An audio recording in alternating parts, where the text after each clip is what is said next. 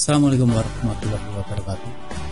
Perbedaan materi tes ujian UTBK 2023 dengan 2022 sangatlah besar ya. Yang paling pasti kita tahu bahwa salah satunya adalah tidak adanya tes mata pelajaran di UTBK 2023. Kali ini kita tentu saja perlu tahu banget tentang materi apa saja yang diteskan di UTBK 2023. Pada kesempatan ini kita akan sampaikan beberapa hal yang harus kita tahu tentang materi UTBK 2023. Materi seleksi nasional berdasarkan tes sekarang ini disebut SNBT atau SNMPTN di tahun 2022 lalu terbagi dalam dua komponen besar, yaitu tes potensi skolastik dan tes literasi. Berdasarkan informasi dari portal resmi Seleksi Nasional Penerimaan Mahasiswa Baru, Balai Pengelolaan Pengujian dan Pendidikan, tes potensi skolastik terdiri atas kemampuan penalaran umum, pengetahuan, dan pemahaman umum, kemampuan memahami bacaan dan menulis, serta pengetahuan kuantitatif. Sementara itu untuk tes literasi mencakup literasi dalam bahasa Indonesia dan bahasa Inggris hingga penalaran matematika. Untuk lebih jelasnya kira-kira seperti ini guys. Tes potensi skolastik ya, yang tahun kemarin ada ya juga. Tes potensi skolastik itu adalah tes yang dibuat untuk menguji kemampuan berpikir calon mahasiswa, yaitu kemampuan untuk memahami dan bernalar. Ini diperlukan agar seseorang dapat berhasil dalam pendidikan formal, khususnya di jenjang kuliah. Kemampuan ini berkembang melalui proses belajar dan pengalaman-pengalaman di sekolah maupun luar sekolah. Ini ada empat macam komponen tes potensi skolastik, yaitu yang pertama adalah kemampuan penalaran umum. Kemampuan penalaran ini menguji kemampuan seseorang untuk secara terarah dan terkendali menggunakan prosedur untuk memecahkan masalah baru yang tidak dapat diselesaikan hanya dengan menggunakan kebiasaan yang sudah dipelajari sebelumnya. Adapun kemampuan ini yang diujikan mencakup kemampuan memecahkan masalah-masalah baru yang belum pernah dihadapi sebelumnya, kemampuan bernalar secara abstrak yang tidak semata-mata merupakan hasil dari pembelajaran sebelumnya, dan kemampuan penalaran umum ini dibagi lagi menjadi penalaran induktif, penalaran deduktif, dan penalaran kuantitatif. Jadi kemampuan penalaran umum itu dibagi lagi menjadi kemampuan induktif, kemampuan penalaran deduktif, dan kemampuan penalaran kuantitatif. Durasi total ketiganya mencapai 30 menit guys, dengan jumlah soal 30 soal. Jadi masing-masing 10 menit ya, jumlah soal 10 ya. Jadi total kita membutuhkan waktu 30 menit untuk tes penalaran umum ini untuk 30 soal. Jadi rata-rata 1 menit per soal.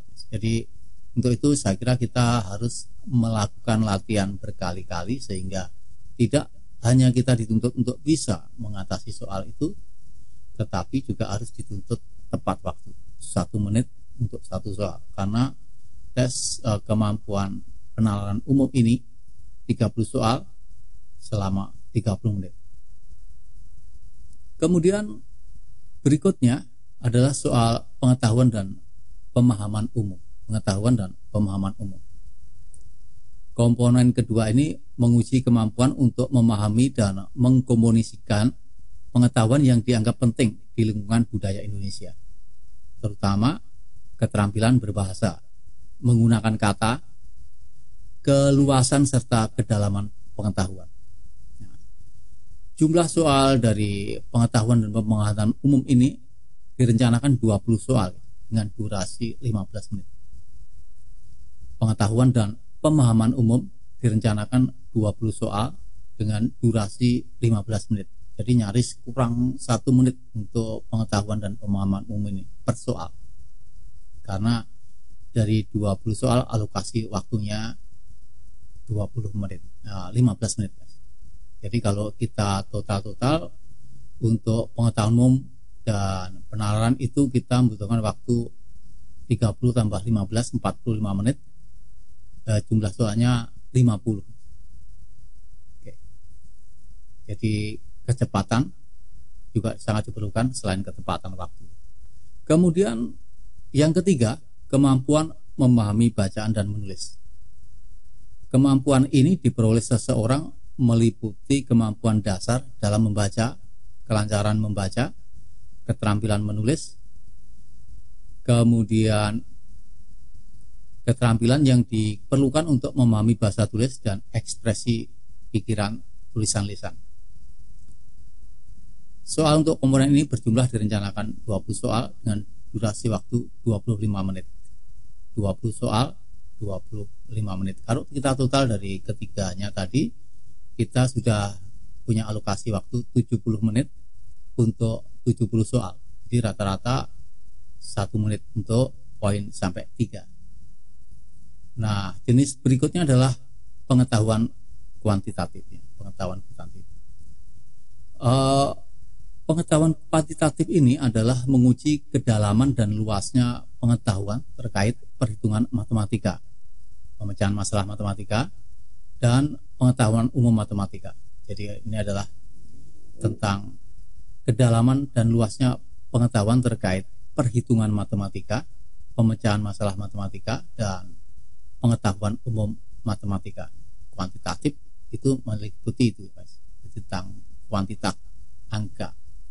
Jadi perhitungan matematika, pemecahan masalah matematika, dan pengetahuan umum matematika. Untuk kuantitatif ini durasinya adalah 20 menit, ditargetkan 15 soal guys. 20 menit 15 soal untuk kuantitatif. Kelihatannya lebih dari 1 menit, tapi untuk perhitungan matematika itu tidak panjang waktunya. Jadi tetap harus berlatih serius ya. Berlatih serius. Jadi bagi kalian yang mempersiapkan diri, jangan sampai lupa ya pengetahuan kuantitatif ini. Ya, ingat tes maba tidak perlu lagi. Jadi untuk sampai 4 macam ini kita butuh waktu 90 menit dan soalnya 85. Kemudian tes literasi. Tes literasi dalam bahasa Indonesia berjumlah 30 soal dengan durasi 45 menit. Tes literasi dalam bahasa Indonesia berjumlah 30 soal dengan durasi 45 menit. Sedangkan dalam bahasa Inggris berjumlah 20 soal dengan durasi 30 menit. Ya, bahasa Indonesianya 30 soal, bahasa Inggrisnya 20 soal.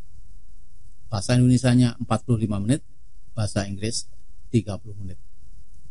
Jadi untuk untuk literasi ini dirata-ratakan per soal kita dikasih kesempatan 1,5 menit. Nah, poin literasi bahasa Indonesia dan bahasa Inggris itu literasi membaca untuk kemampuan seorang memahami dan menggunakan, mengevaluasi, merenungkan, dan berinteraksi secara aktif dan berkelanjutan. Engage dengan teks. Ya. Kemudian yang di materinya adalah untuk memahami bacaan tes literasi. Ini kita harus bisa menemukan konteks yang ada pada teks. Jadi ada banyak teks, nanti kita diminta untuk membaca 1,5 menit dan memahaminya, dan ada pertanyaan tentang itu. Kemudian konteks tes yang akan diujikan itu dapat disajikan dalam beberapa tipe, seperti teks seputar bidang ilmu pengetahuan alam, ada teks sains, ada teks tentang teknologi, atau juga teks tentang ilmu pengetahuan sosial dan humaniora. Nah, adapun materi yang diujikan dalam tes literasi diantaranya menentukan inti bacaan, menyimpulkan isi bacaan, menentukan makna kontekstual kata, menentukan tema dalam teks sastra, menemukan nilai dalam teks sastra, menentukan unsur proses dalam bacaan eksplanatif, menentukan unsur sebab akibat bacaan eksplanatif, menentukan kelengkapan paparan kekhasan objek bahasaan dalam bacaan ulasan, menentukan keakuratan paparan kekurangan objek bahasan dalam bacaan ulasan, kemudian menentukan ketepatan opini atas objek bahasan dalam bacaan ulasan. Jadi opini dari sebuah teks itu apa, akan ditanyakan. Kemudian menentukan gagasan pendirian yang relevan atau yang tidak relevan dengan isi bacaan yang argumentatif. Kemudian menentukan fakta atau data yang relevan atau tidak relevan dengan gagasan pendirian dalam bacaan argumentatif. Menentukan simpulan yang relevan atau tidak relevan ya, dengan gagasan pendirian. Kemudian menentukan referensi yang meyakinkan dalam sebuah bacaan argumentatif. Kemudian penalaran selain literasi bahasa Indonesia adalah literasi penalaran matematika. Tes penalaran matematika ini menekankan pada kemampuan menyelesaikan masalah-masalah matematika dalam berbagai konteks. Dalam menyelesaikan soal-soal penalaran matematika dibutuhkan 3 proses, yaitu kognitif, yaitu memformulasikan, formulate, menggunakan atau menerapkan, employ, dan menginterpretasikan, interpret. Ya. Materi yang akan diujikan dalam tes penalaran matematika UTBK 2023 sesuai dengan framework assessment melalui asesmen kompetensi minimum.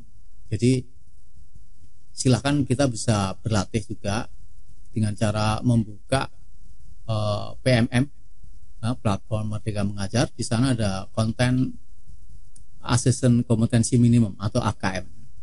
Konten pengukuran penalaran matematika mencakup, di sana ada bilangan, pengukuran, geometri, ketidakpastian dan data, serta aljabar.